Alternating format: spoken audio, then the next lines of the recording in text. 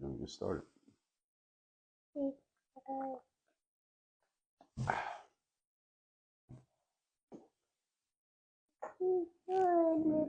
see the camera? You see yourself on camera here? Okay. Good morning, evening, afternoon to everybody watching on replay. Good morning to everybody who is watching this live. Actually, it might be evening or afternoon too, depending on where in the world you are as y'all are coming in. Shout yourselves out in the comment section. Let me know who I'm talking to. We're going to get started in a few seconds. Hope everybody's had a great start to your Thursday. That's the day that I'm recording this, or whatever day you're watching this. If you're watching on replay, I guess my son doesn't want to hear this, but y'all want to hear it. So as y'all coming in, shout yourselves out. What we're going to talk about here today, as y'all are coming in, we are going to talk about the habits of top 2% performers. And this does not matter. This is agnostic when it comes to whatever space you happen to be in. You can be an athlete. You can be a school teacher. You can be a maintenance man. You can be somebody just trying to figure out your life. You can be an entrepreneur who owns a business. You can be someone who is climbing the corporate ladder. We're going to talk about the habits of the people who are performing at the top 2% of what they are doing. And if anybody has questions or comments on anything, I will address them all at the end of this live. So as y'all are coming in again, shout yourselves out. So what we're talking about, the points that I'm going to share here today are important for a couple of reasons. First of all, I'm telling you what people at the top 2% of what they're doing are doing. So if you find yourself not doing these things, that may be a clue for you. Secondly, if you want to get into the top 2%, you feel like you're not there yet, you should probably look into these. And the third reason is that many of these are going to be counterintuitive to the way that many people think. And that's probably the most important part of what I'm going to share here today. It's many of the things I'm going to share here today is only going to share 3 things, but I'm going to explain them. They're going to be counterintuitive to the way that you have been thinking and maybe what you believe you need to be doing to move yourself forward. Okay, so the keys to creating the success that you want are often not the things that many of us have been taught, let's say in school, or taught by our parents, or that we see the people around us doing. So we had to be willing to go against the grain, so to speak, of not doing what we see everybody else doing so that we can get outcomes that most people do not achieve. Everybody following what I'm saying here? And again, any questions or comments that you have while I'm talking, go ahead and leave them in the comment section. I'll address them all when I am done. So let's get to it. Listen closely to what I'm going to share here today. So we're talking about habits of people who are in the top 2%. And by the way, I'm live in 2 places. I'm on Instagram at Dre Baldwin, TikTok at Work on Your Game. So number 1, people who are at top 2% performers focus on 2 to 3 at the most, 2 to 3 money, skills, and they offload everything else. The highest level performers out there focus on at the most 3 things that produce the highest ROI for them, and they do not focus on anything else. Understand that human beings have a limitation. We got many limitations. One of them is that we can only focus on one thing at a time. One of the biggest mistakes that most people make that keeps them from performing at their highest level is that you are trying to do too much. You are trying to do too many things at the same time. And you're trying to be good at too many things at once. The problem is you can only really be great. Most human beings, just I don't care who you are, how talented you are, how hard you work. Most people are only good at maybe 3 things. And when I say good, what I mean is professional level where you can make money doing the thing. You can make a full-time income doing a thing. Most people can only do that at maybe 3 things. Some people only 2 things, and some people only 1 thing. Everybody got at least 1, but most people don't have more than 3. And you got to be supremely talented, like Leonardo da Vinci, to be able to be professional level at more than at 3 things even. All right, most people only 1 or 2. So you want to be a top level performer, you need to first of all identify what are your top skills and ask yourself how much of your resources are you putting into that as opposed to everything else you're trying to do. You need to know what your top things are, and that's where all of your energy and most of your resources need to be going. And then everything else that needs to happen, because there are other things in your life that need to happen, right? It's just that you don't have to be doing them. So you don't have to make all your meals. You can hire a meal delivery service. I mean, I'm not saying maybe it's not exciting to you to do it, but it doesn't mean you have to make all the meals. You don't have to do it. You don't have to do all your laundry. You can take your clothes to the dry cleaner. I mean, you don't have to clean all your clothes, right? You don't have to wash the windows yourself. You can hire somebody else to do that. You don't have to walk the dog. Somebody else can walk the dog. I'm saying these things to help you all understand. Again, I'm just planting seeds in your mind. There are many things that many of you do over the course of a day that are not your top skills, but they are taking time away from you. They are taking energy. They are taking focus, and they're costing you money by opportunity cost, because every minute that you spend doing those things, you're not doing the things that you're really great at. And this is one of the reasons why you're not getting the highest return on investment from your best skills, because you're not putting enough resources into those skills, because you're doing all this other stuff. Thank you. Or you're doing all this other stuff, and it's not allowing you to get the most out of the skills that you have. So you have to make some hard decisions about where are you going to put your resources so that you can get maximum return on investment from the skills that you have. Here, let me put it together. Got it? There it is. Okay, you got two halves. Put those together. Okay, so focus on your 2 or 3 money skills, whatever they are. If you only got one money skill, focus on the one money skill. All right, even the most successful person that you know of, or all the way down to the least successful people that you know, have this limitation. So this is an equalizer amongst human beings, is that we are not great at everything. And stop trying to be great at everything, or stop convincing yourself that you could. What highest level people do is focus on the things that they do best. And then it looks like they're superhuman, because what they do is they offload everything else to other things or people or software or teams or whatever to take care of everything else. Now, the question some of you may be having in your mind right now is, well, Dre, that all sounds good, but I can't just offload stuff to other people. I don't have enough money to hire a team. I don't have enough money to pay for all that software. I can't hire somebody. I can't pay for a meal delivery service. I can't pay for a dog walk. I can't pay for somebody to do all my dry cleaning and my laundry and all that stuff. Like, that stuff costs money. I don't have the money to do that. So what am I supposed to do in that situation? It's a good question. Let me answer that question. What you do is you focus really hard on your top skills, your money skills, whatever they are. And when you are focusing as much of your resources as possible on your best abilities, what it's going to do is those best abilities will now produce the resources that allow you to offload everything else. So there's a process that you have to follow here. And often people get this process backwards. Excuse me. So people say, well, I can't focus on my best skills because I got to do all these other things. What you need to do is create the space to focus more on your best skills, and then strategize for offloading everything else so you can get the most out of those things. This is a formula that you cannot violate this formula. You violate this formula, you're never going to get there. And what's going to happen is 5 years, 10 years, 30 years are going to go by, and you're still going to be in the same place with the same problem. All right, this problem can be solved. I just told you what the solution is. I gave you a high level framework for how to do this. And I'll tell you at the end here how you can work with somebody like me and what we do over here to help you actually really strategize this out and get this done the right way. So that first point is a really, really big deal. And this is ultimately what you need to do. All right, focus on those 2 or 3 money skills, because those are the ones that make you look best anyway. Those are the ones where you are doing your best. Those are the ones where you have the best ability, and those are the ones where you're better than probably everybody else. So this is the most important thing you got to do. Number 2, we're talking here about the abilities and the skills, rather, and the habits of the top 2% performers out there. Number 2, recognize your limitations and do not try to outwork them. This is another very important point. All my points are important.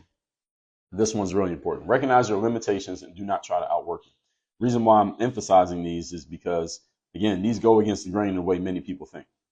Many people notice that they have a limitation, then they just try to work as hard as they can to make that limitation no longer be a limitation. This is a bad formula. This is an inaccurate formula. This is not what you should do.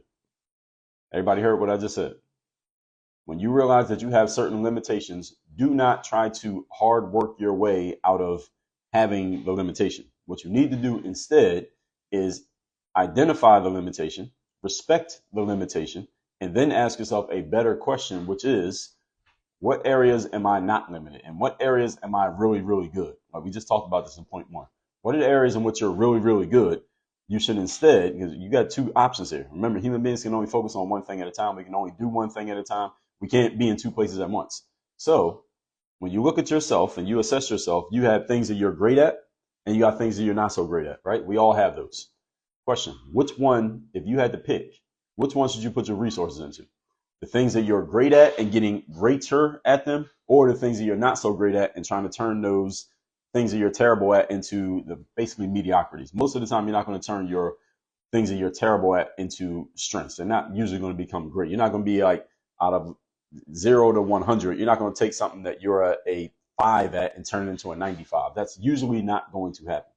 And people tend to think that they can do that. Usually that's not the case. And even when somebody tells you that they did that, they're usually not telling the truth. Either they're purposely deceiving you, or they just don't understand what they don't understand. They can't explain it. I can explain it. That's the reason why I'm here doing what I'm doing. What you need to do is put your resources into the things that you're great at and let those supersede all the stuff that you're not great at. Because again, I just told you, you're going to create so many resources from focusing on the things you're good at that you can hire someone or pay someone or offload in any other way those things that you're not so great at. So it doesn't matter that you're not great at them. Everybody understand what I'm saying here?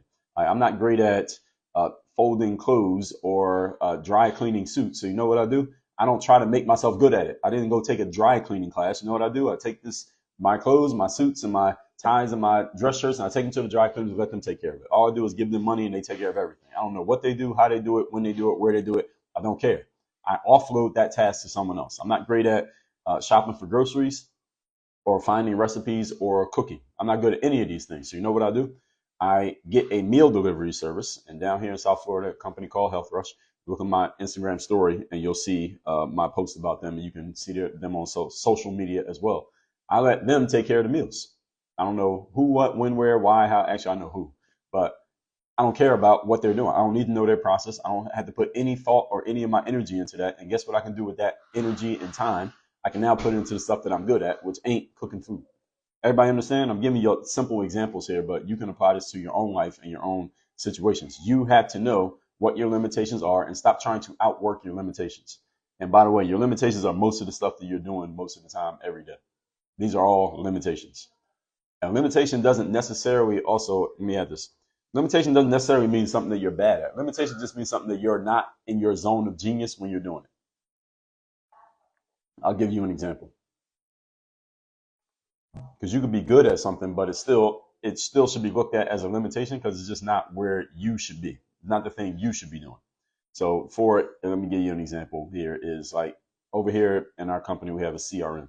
Those of you who don't know what a CRM is, it's basically software that allows you to maintain and organize the conversations you're having with your prospects and your customers and your clients.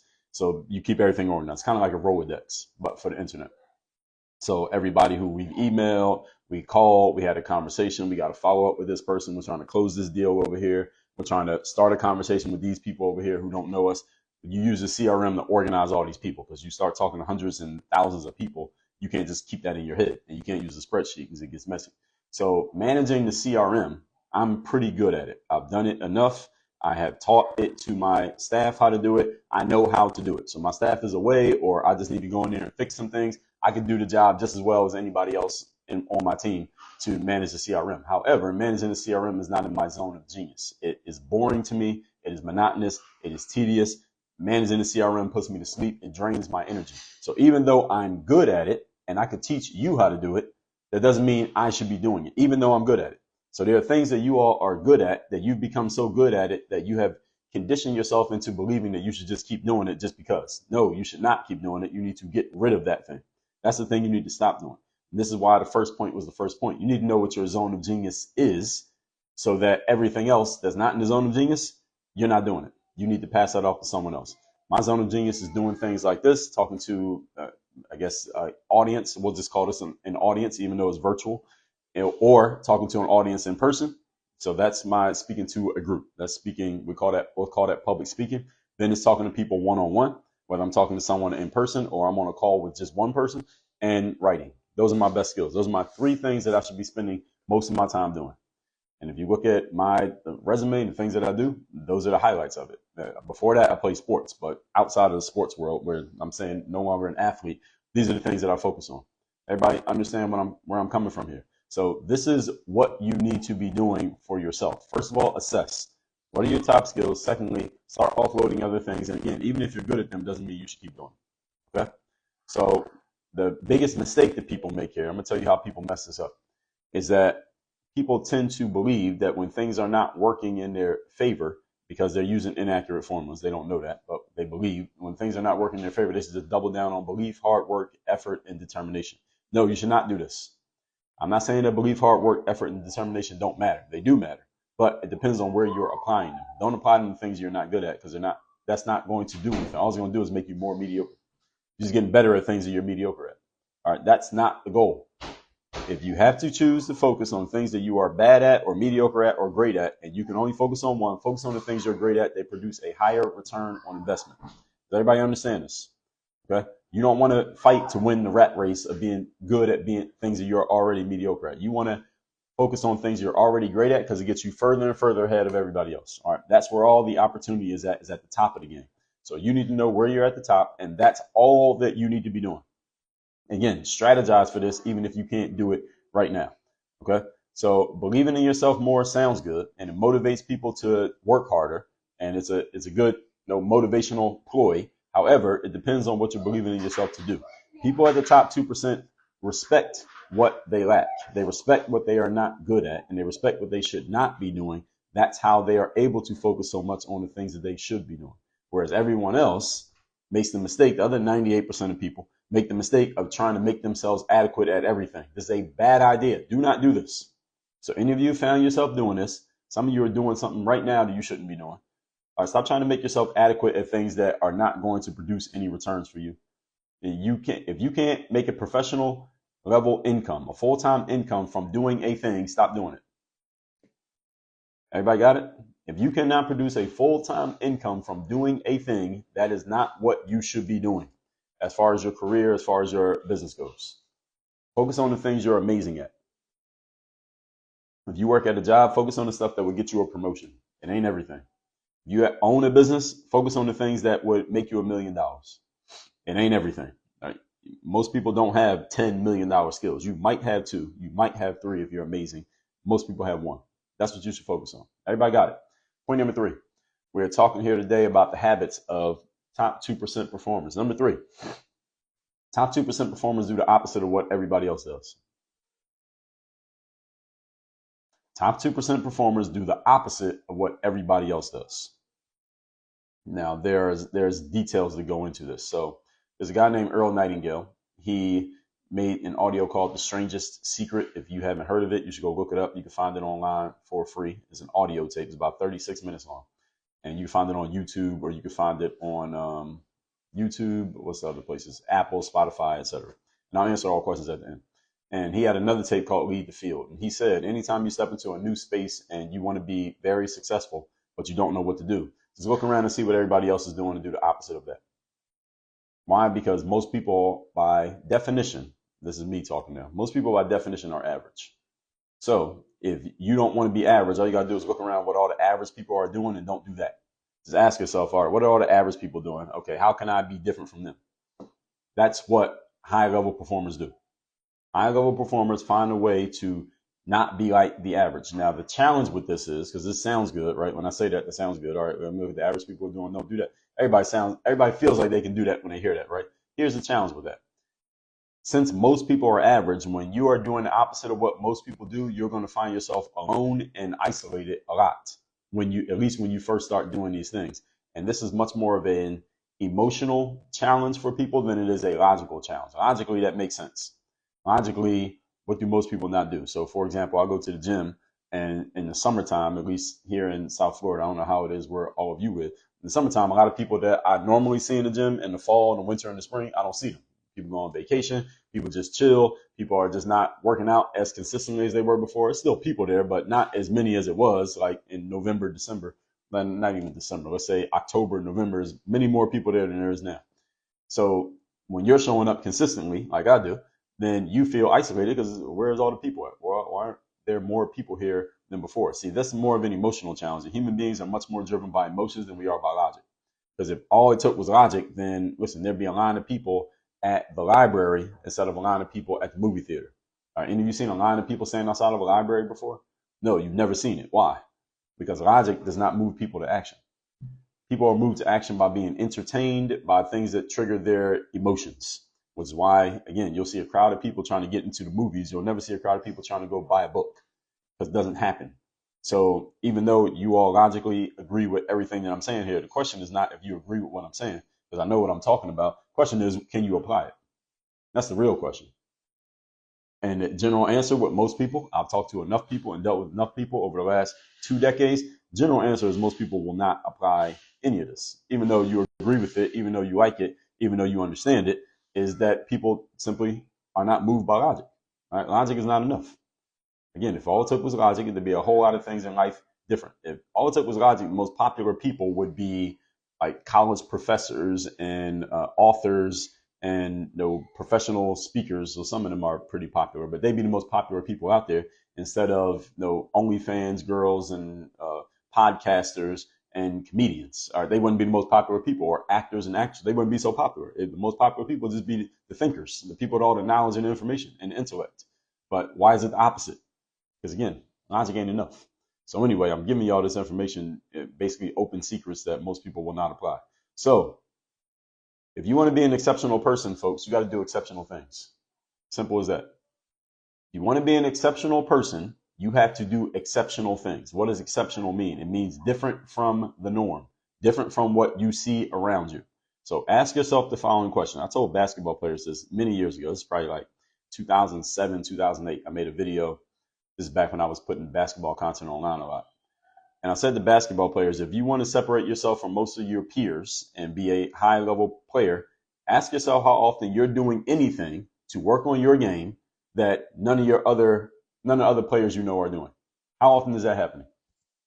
How often are you doing stuff that none of the other players on your team or in your neighborhood are doing? And if you can't answer the question, then that explains why you're no different than them, why you're an average player. And I apply the same principle to you entrepreneurs out there, to you authors, to you speakers, to you consultants, to you trainers, to you coaches, to you whatever it is you do for a living. Ask yourself this question. How often are you doing things that most other people in your space are not doing? What are you doing that most other people in your space are not doing? So whatever you call yourself, you call yourself a coach, a trainer, an author, a speaker, a professional, a teacher, or whatever you call yourself. How often are you doing stuff that nobody else in your space is doing, or that most people in your space, at least that you know of, they're not doing it, but you're doing it? And what is it? If you can't answer, well, you're on the path to being average. This should tell you everything you need to know about you. If you want to be exceptional, you got to do exceptional things. Simple as that.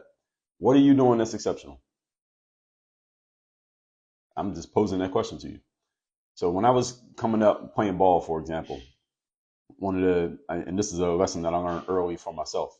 So I'm from Philadelphia, Pennsylvania, and in the summertime, and I never had access to an indoor gym. I think most kids these days, when they play basketball, everybody's in an indoor gym. But the era that I came up in, you went outside and you played at the playground. And we didn't have phones and the internet. The internet existed, but nothing like what we have now. So anyway, I would go out to the park in the summertime to work on my game. Like this time, it's July. I go to the park in the summertime to work on my game. And in the middle of the afternoon, the basketball court would be dead empty. The reason to be empty because it's 11 o'clock, 12 o'clock, and it's hot. Excuse me, it's 90 something degrees outside, and it's quote unquote too hot for most people to go work on their games. But I was trying to get better. So I noticed that everybody came out to the park around 6 o'clock because at 6 o'clock, the sun goes down. It's still nice outside, but it's not so hot. So everybody would come out and play ball. So I realized, okay, if I'm going to catch up to these players who are already better than me, I have to do something that they're not doing. I can't just come out here at 6 o'clock because everybody's out here at 6 o'clock. I can't get better if we're all playing the same amount at the same time every day. I got to do something extra. I had to do something that was exceptional. So what I started doing was coming out to the park twice a day. I would come out at like 10 o'clock in the morning and work and practice basically by myself from 10 o'clock to like 2 o'clock, the hottest part of the day when nobody else would come outside because it was too hot. Then I would go home, sit in the air conditioning, drink some water, eat some food. Then I would come back out around 5, 6 o'clock so I can play with everybody else. And that's how I slowly started to get better. And it's a rough example, but I'm helping you all understand that I understood even then, I was like 14 years old, that I had to do something exceptional if I was going to be exceptional, or if I was even going to catch up. Because at that point, I was behind. It's not like I was winning. I was losing the game. All the players around me were better than me. So if I'm going to catch up to them, I got to do something that they're not doing. And it's the same thing you all need to be thinking about right now. You have people in your space who are ahead of you. You can't do the same thing that they're doing. They already beat you. How are you going to go at the same pace as them? They already beat you. That doesn't make any sense. And if you are equal to them and you want to get ahead of them, you can't keep doing the same thing that they're doing because y'all going to both move up at the same pace. You got to do something different. What are you doing that they're not doing? Again, think about this. I was reading this story about, well, not reading, but I think I heard him say it. Michael Jordan, when he was playing, he decided with his trainer and a couple of his teammates that he would start lifting weights in the morning and the same days of the games. And most players never did that. Most players didn't lift weights on the same day of a game, a basketball game, because they felt like it would mess up their shot or they would be too tired during the game. But they found the right way to do it, him and his trainer, that he could do it where he felt actually stronger. And over the course of the season, he was getting stronger, so he didn't like lose his energy by the time they got to the playoffs and the end of the season. Because when you're playing the way the Bulls did, they're winning championships, they're playing like 100 games a season. Michael Jordan didn't miss games.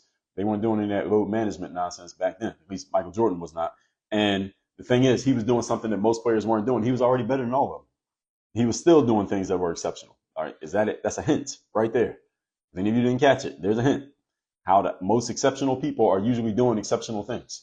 Look at it, another person, Tiger Woods. Tiger Woods, any of you know anything about golf? A lot of golfers don't lift weights. Tiger Woods lifted weights. Was Tiger Woods pretty damn good? He was already better than everybody. He was still doing things that most of his peers were not doing and were not willing to do. You understand? So what are you doing that is exceptional? Number 4, last one. We're talking here today about the habits of the top 2% performers. Top 2% performers invest in advancement. Invest in advancement. What does that mean? That means time is the most valuable resource that we have access to, all of us. That's the great equalizer amongst all of us, is that all of us will eventually run out of time. Therefore, you want to achieve your outcomes in as little time as possible. In other words, if you are on a timeline of achieving a goal within 1 year, but you see a way that you can achieve that goal in 4 months instead of 1 year, and you need to make an investment in order to achieve that goal, you should do it. Why? Because achieving a goal in 4 months instead of 1 year means, what's the difference? It's 8 months. That means you are investing in buying 8 months of time. Does this make sense? So if you say, okay, I'm going to get my business to this point in a year, but somebody says, well, if you get into our program, we'll get you there in 4 months. Well, whatever it costs to get into that program, let's say the program is $10,000. That $10,000 investment is a purchase of 8 months of time, assuming that you believe them that they can actually do it. So you just bought 8 months of time for $10,000. Is it worth it? All right, would you spend $10,000 to get 8 extra months of life? Or to get to your goals 8 months faster, would you spend $10,000 to do that? I would. Why not? What else are you going to do with the money? Because if you run out of time and you die, it don't matter that you got $10,000, does it? Okay, so the whole point here, folks, is high-level people invest in advancement. So let me give you some basic examples of this. I already told you one at the beginning. All you got to do is start offloading tasks. All right, you don't have to iron all your clothes. You can take them to a dry cleaner. All right, whatever it costs. It will cost $5 to get a shirt pressed. Okay, that $5 buys you whatever amount of time it takes you to iron the shirt yourself. Now you can put that time, that 15 minutes of shirt ironing, now you can put that into the things you're actually good at, which ain't ironing shirts. All right, unless you're a professional shirt ironer, then I don't even think that's a thing. Now you can put that 15 minutes into something you're actually great at. Isn't that worth it?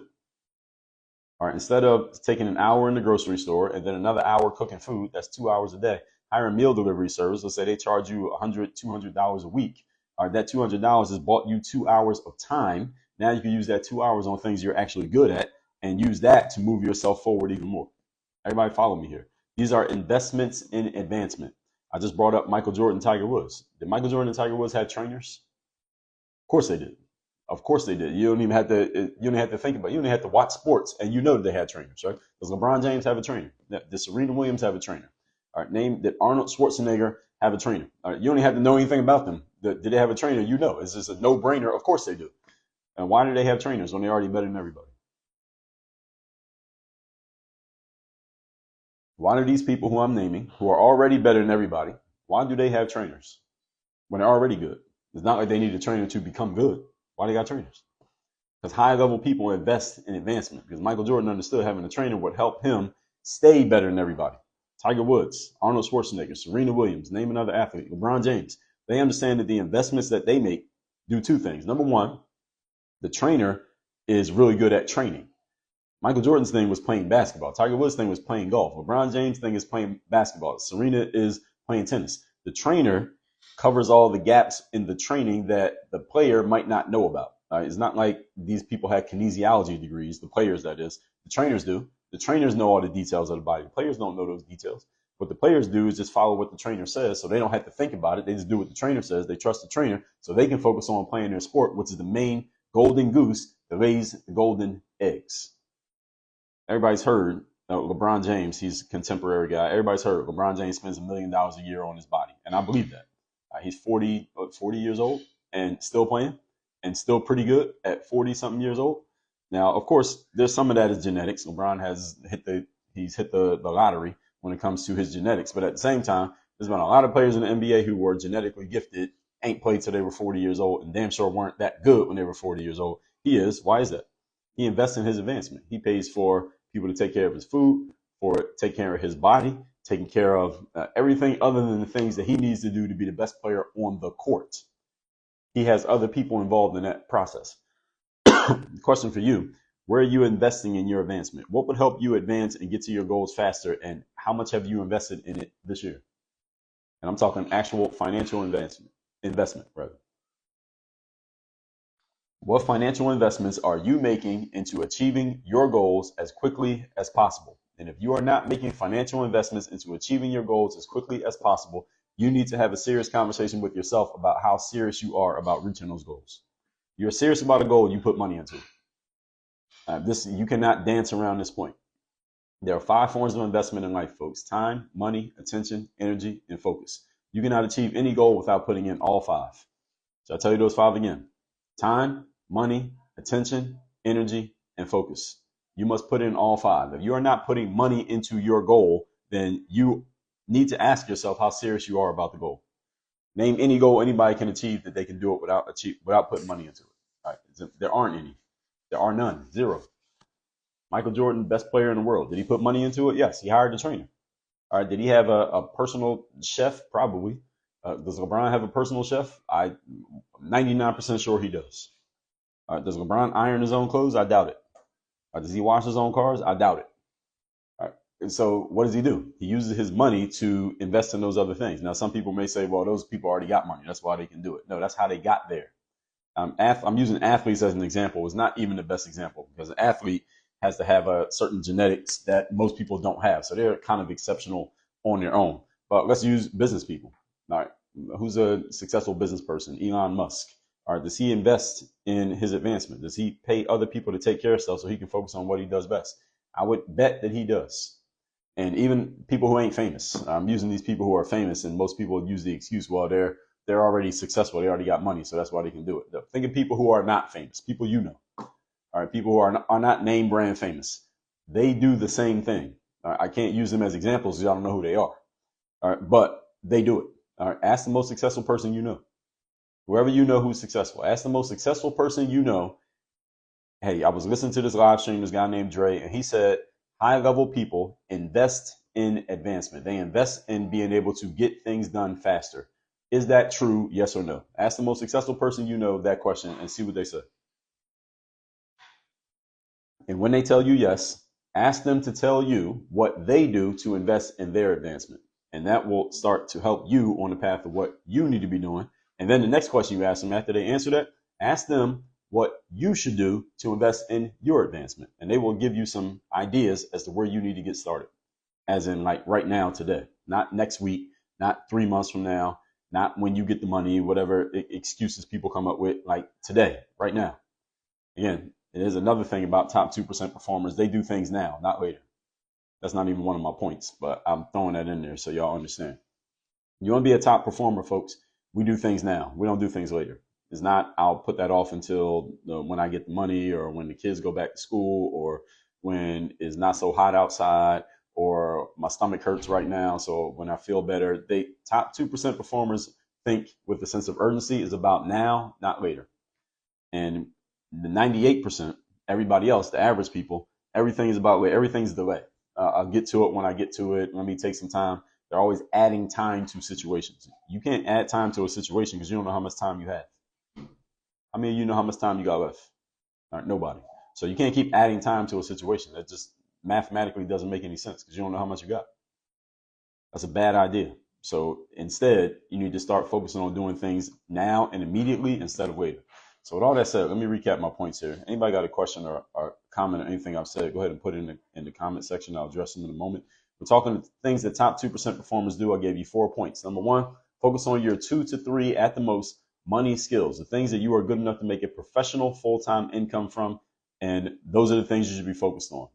And you want to offload everything else. Number two, recognize your limitations and do not try to outwork them. Don't try to make yourself adequate at something that you're bad at, and don't focus on doing things that drain your energy, that you're not really good. They're not your money skills. Don't focus on those things. Focus on everything else. Offload those things to things and people other than yourself. And number three, top performers do the opposite of what everybody else does. All right, look around what everybody else is doing. Ask yourself, how can you be different from them? If you want to get exceptional outcomes, you need to be an exceptional person, which means you need to do exceptional things. What are you doing that most of the people in your space are not doing? If you can't answer the question, then you are average. If you want to be different than the average, then you must be able to answer the question, what are you doing that most of the people in your space are either unwilling to do, unable to do, or too lazy to do? What are you doing that they're not doing? If you can't answer, you got a problem. And number four, invest in advancement. All right, I'm talking putting your money on the table in order to achieve goals faster, not just trying to outwork everything. There's only one you. You have a limitation that you are only so skilled, you are only so talented, you can only work so hard, you can only be in one place at a time. You are not good at everything. Therefore, you need to use your money to take the place of your effort and energy and your intellect for things that you want to get done. Again, the best performers you can name, all of them do this. So why would you not do it? Again, when you want to look at what the best performers are doing and you want to do those things, you want to look at what everybody else is doing and don't do them. Okay, so this is where you got to pay attention. That's why I'm talking about top 2%. So look at the people who are at the top of the game of whatever they're doing and look at what they're doing, even if they don't do the same thing as you, and ask yourself, how can I apply that to what I do? That's the way you need to be thinking. With all that out the way, folks, let me answer any questions. Anybody got a question or comment, go ahead and put it in the comment section. I'm live on 2 places here. I'm on TikTok and I'm also on Instagram. So I'll address those. Somebody asked me, am I part black? No, last time I checked, I was 100% black. All right. And oh, by the way, Work on Your Game University. That's the place where we do all of our high level coaching. You want to work with us directly and invest in your advancement there, go to workonyourgameuniversity.com or send us a DM with the word game, GAME, and we will take care of you, tell you how we can find out where you're at. First of all, we want to know where you're at, what you're doing, what you're working on, where you want to go. If we believe we can help you, we'll tell you about that. Again, that's workonyourgameuniversity.com. I'm scrolling through TikTok right now just to see. Someone says I use a couple of different CRMs. All right, cool. Instagram, do you have a comment? Go ahead and post it right now. Eric said, how do you define success? Success is pursuit of a worthy ideal. It means you have a goal that you want to reach and you are in pursuit of going after it. You are actively going after the goal. That's how I define success. Let's see. All right. Instagram comments. If you got one, go ahead and post it right now. I am scrolling quickly through these to see what we got. Saint Evanson 650. Good morning. Let's see. DBKW is my trainer, and my trainer is a full-time trainer, so I would say yes. Let's see. All right, so I addressed everything. So workonyourgameuniversity.com, folks. Y'all want to work with me directly, or just send or just go to the link. The link is in my bio on IG. And those of you who are serious about becoming top 2% performers, that's what we serve. We're looking for people who want to maximize their game and maximize their potential. If that is you, you're not okay with just being average. You're not okay with just getting by and letting time go by and watching it go by. Go to workonyourgameuniversity.com. Y'all know where to find me. Work on your game. Everybody have a great day.